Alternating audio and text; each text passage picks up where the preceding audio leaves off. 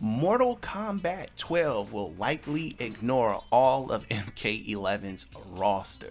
Listen, the finale of Mortal Kombat 11 Aftermath leaves the MK universe at a timeline reset, paving the way for a fresh start in Mortal Kombat 12. Now, I got some news from my source, but before we get there, I'm just gonna go ahead and start from the beginning. That's always the best place to start, right?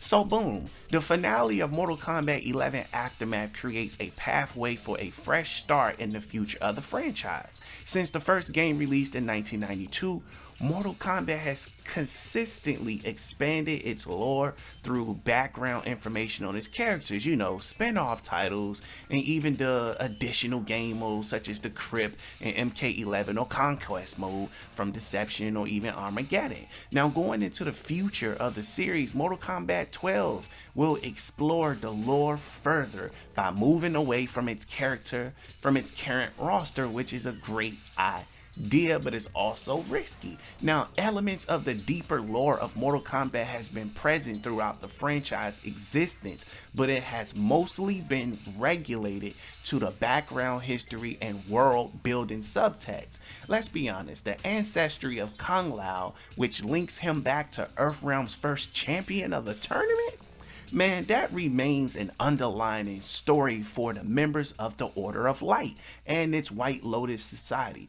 Although this history is often referenced, the series has not taken many opportunities to dive further into it. Instead, the series has focused on its current timeline. However, with the timeline reset at the end of Aftermath's good ending, the groundwork is laid for the series to deviate from its present roster of fighters. Now, while Mortal Kombat 11's Aftermath sets the series back in time at the conclusion of its good ending, players are given a choice to play the final confrontation, between Shang Tsung and Fire God Liu Kang. I'm just catching everybody up, either character.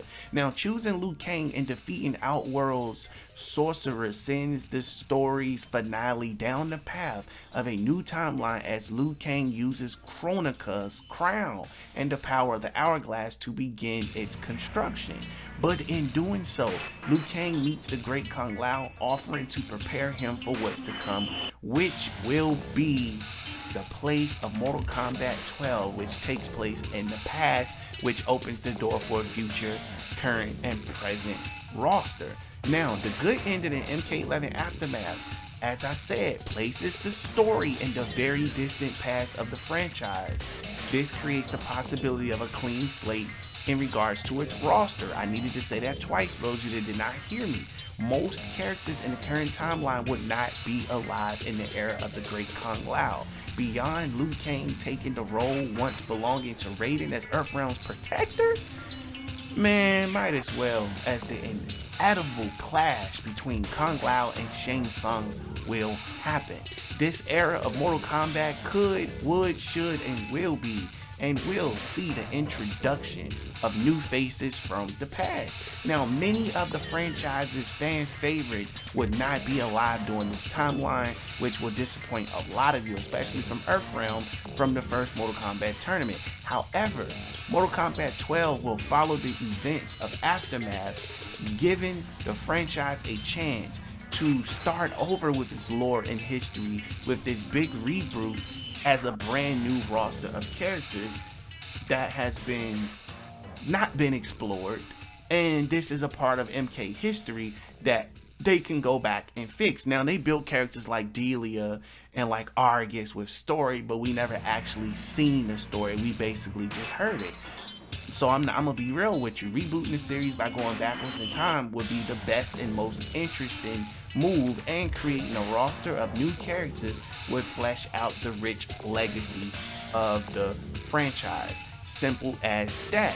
Now, after speaking with my source, I was able to get a little more clarity on things as to why they would be doing this, because they're going to make sure that we have some characters from the past, but you'll still have your Sub-Zero, you'll still have your Scorpion, you'll have a different looking Shang Tsung, you'll have the characters that was mentioned that you're going to get from the leak that I put out not too long ago.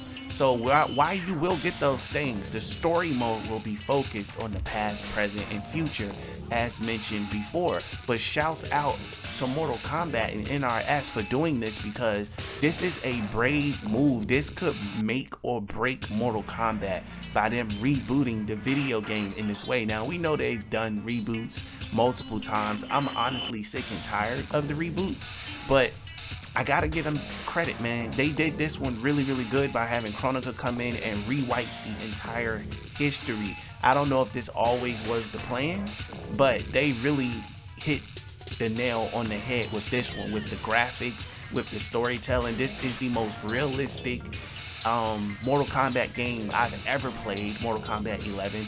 It looks way better than all the other Mortal Kombat games, especially MK9, where they had these big ass bodies and things of that nature, but they actually look like people, and they actually have real people playing these characters, voice actors coming in. And I think sometimes we tend to overlook that because we just want from them. We want, but we don't appreciate the good things they've done. They actually got the guy from the Mortal Kombat movie to play Shang Tsung. That's fantastic, man. That's huge. That is extremely huge, you know. So Mortal Kombat 12 will just basically likely ignore almost all of Mortal Kombat 11's roster to introduce these new fighters.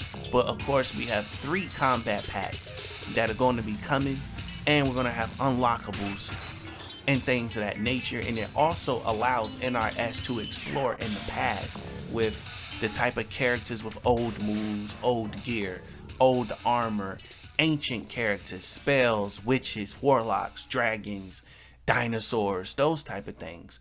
They are able to scratch their feet. Mind you, working with Kronika, they was able to create a dinosaur and put it in the Mortal Kombat game. You know, that was extremely dope. We gotta give them their credit for that. It's no telling how much they spent on that animation for our amusement. So I'm just gonna be real with you here. I'm gonna pass this question off to you guys in the comment section below. Do you think Mortal Kombat 12 will likely ignore MK's roster and introduce a fresh cast? I want your opinion. I already told you what my source said. I've made several videos where I told you that we were going to be visiting the ancestors of the fighters, and I put out multiple videos on that. If you have not seen those, you can check those out on my channel. They're quite popular. Just type in Mortal Kombat 12 and I should be one of the people that pops up with the Sub-Zero videos and things of that nature.